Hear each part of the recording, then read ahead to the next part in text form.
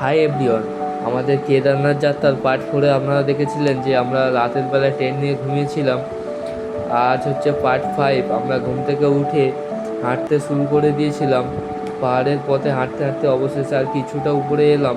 চারপাশের দৃশ্যটা যত দেখছিলাম অবাক হয়ে গেছিলাম।